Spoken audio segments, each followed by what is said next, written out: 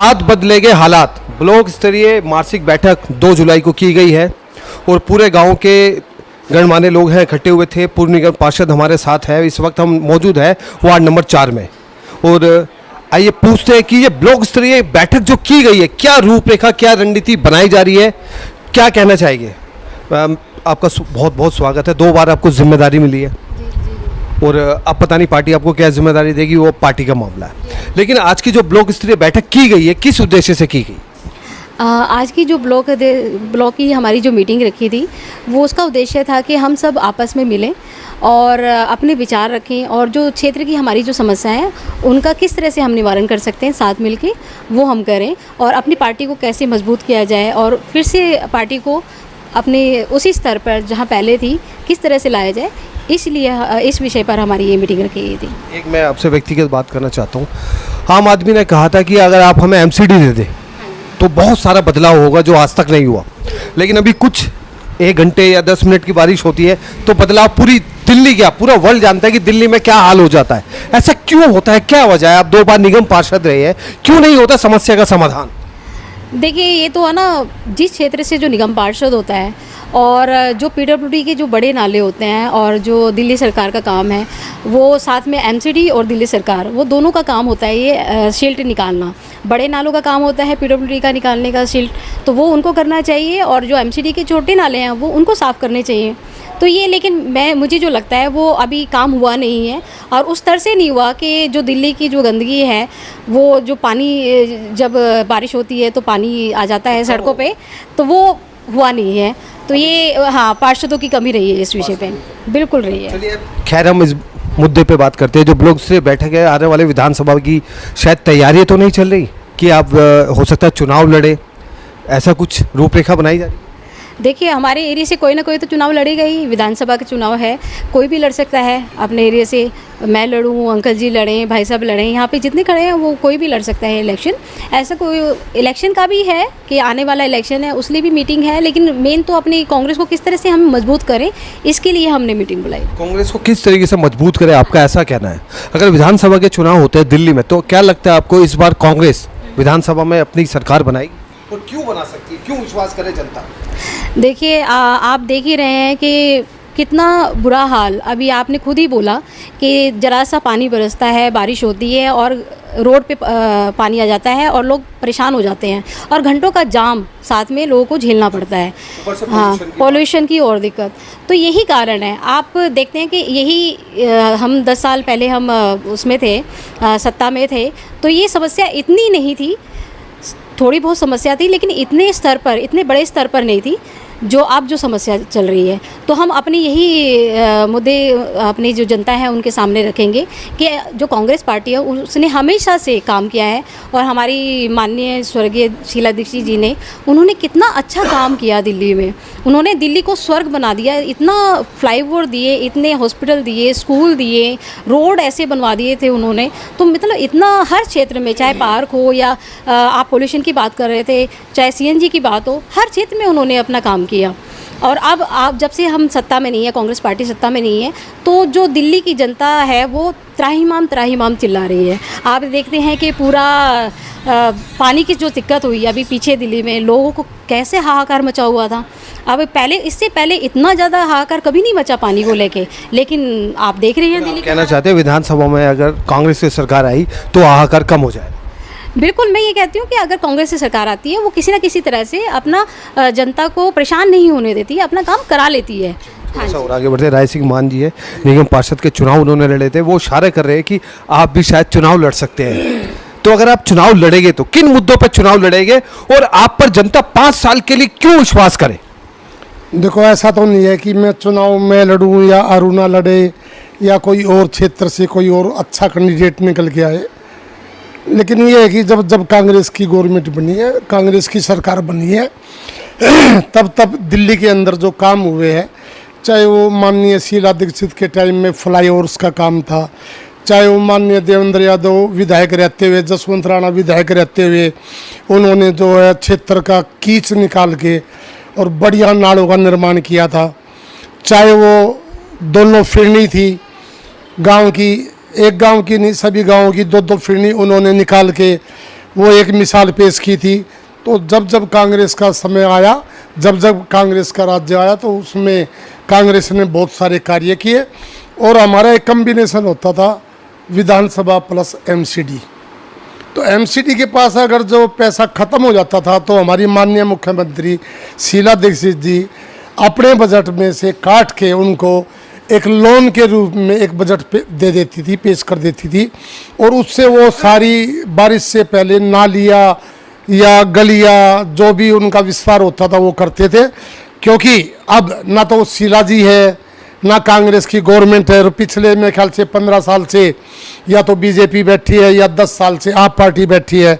इन लोगों ने नाले खोद दिए हैं, नालों को कवर नहीं किया, और कवर किया है तो उसको नाले को भर के कवर किया है, उनकी सफाई नहीं है। वो किसी भी मशीन से प्रेशर से वो नाला साफ नहीं हो सकता। मैं आपको दिखाऊं कि अलीपुर बस स्टैंड से लेकर गढ़ी तक आप निकल जाओ, दोनों तरफ नाले बना दिए।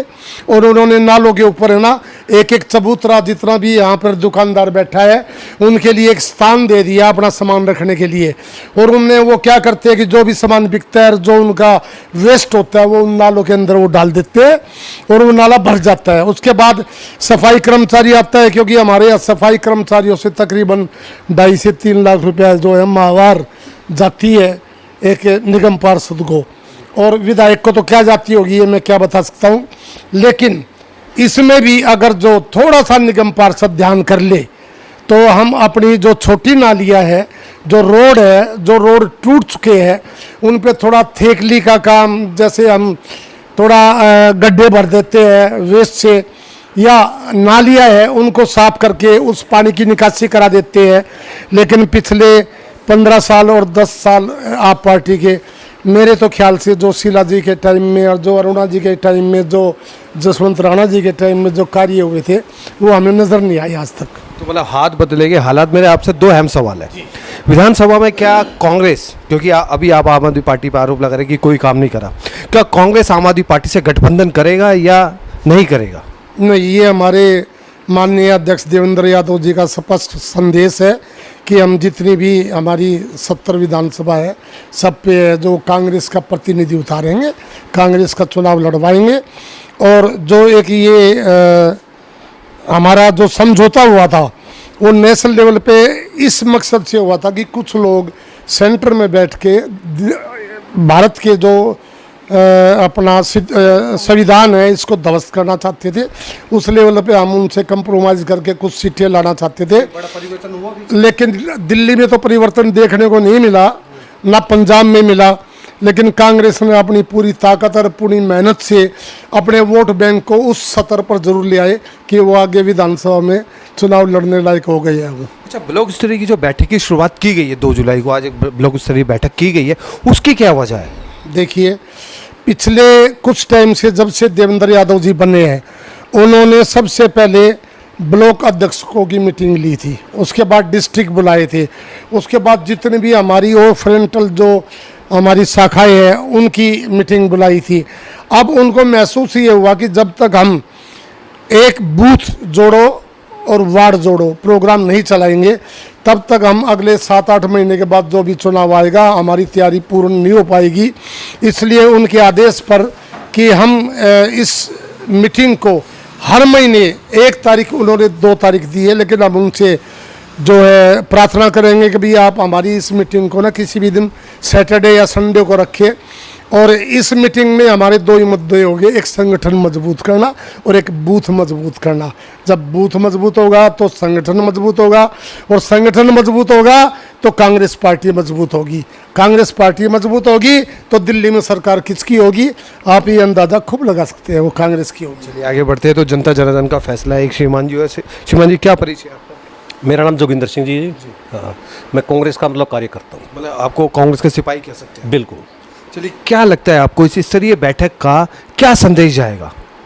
ये जो संदेश जाएगा जी कि जो आम जनता है जो कांग्रेस से थोड़ी सी मतलब किसी कारणों से दूर हो गई थी, तो हम चाह रहे कि अब जो ना हम पब्लिक के मतलब ये मैसेज दें कि भाई कांग्रेस अपने जो ना पुराने यथास्थिति पे आ चुकी है। तो आगे भी बैठकों का सिलसिला जारी रहेगा? बिल्कुल रहेगा, लगातार। एक बड़ा आगाज करने की तैयारी चल रही है। जी बिल्कुल। चलिए, यूथ से क्या संदेश देना चाहते हैं? यूथ से क्या कहना चाहते हैं, खासतौर अपनी वार्ड की और विधानसभा की जनता से? यूथ को हम सिर्फ यही संदेश देना चाहेंगे कि यूथ को जो अब जो चल रहा है, जो बीजेपी की जो है ना कारस्तानी जो चल रही है, वो उसकी तरफ ध्यान दें, क्योंकि वहाँ सिर्फ एक धर्म का जो है ना दिखावा जो है उससे दूर हटके जो आम अपने हितों की बात करे उनकी तरफ ध्यान दें। एक श्रीमान जी और खड़े, लगता है कुछ विचार वो रखना चाहते हैं, चेहरे की मुस्कुराहट बता रही है कि इस स्तरीय बैठक से बड़ा खुश है आप। क्या विचार है आज आपके मन में? ऐसा जी बहुत अच्छी बात है, राय सिंह जी ने, बहन जी ने, ये मीटिंग बहुत सालों के बाद दिखी है और हम तो वो तो स्पष्ट बोलता हूँ मैं तो 7 महीने के बाद इलेक्शन है, उसकी तैयारी है, ठीक है जी। और हमारी सरकार कांग्रेस की बनेगी, काम होगी, विधायक कोई भी भाई को जी को टिकट मिलेंगे, सब उसके साथ हैं तन मन धन से। हालात बिल्कुल बदल देंगे जी। इसमें एक पॉइंट और मेरा रह गया था एक कि आदरणीय राहुल गांधी जी की जो ये यात्रा थी, 2 दफ़े उन्होंने यात्रा की भारत जोड़ो यात्रा, उसमें उनका जो ज़्यादातर प्रयास ये था कि गरीब, यूथ और महिला, तो उसमें जितने भी ये स्कैम हुए अभी, जो नीट का तो आपके सामने अभी ताज़ा है, लेकिन हर साल हर टर्म में, मैं आपको एक याद दिलाऊं, 2009 में एक 10 ग्रेड 2 का एग्ज़ाम हुआ था जो 14 में रिज़ल्ट आया, और 14 में रिज़ल्ट आने के बाद बहुत ही होनहार बच्चे थे, सारे पूरी दिल्ली के बच्चे थे, 408 बच्चे थे उसमें।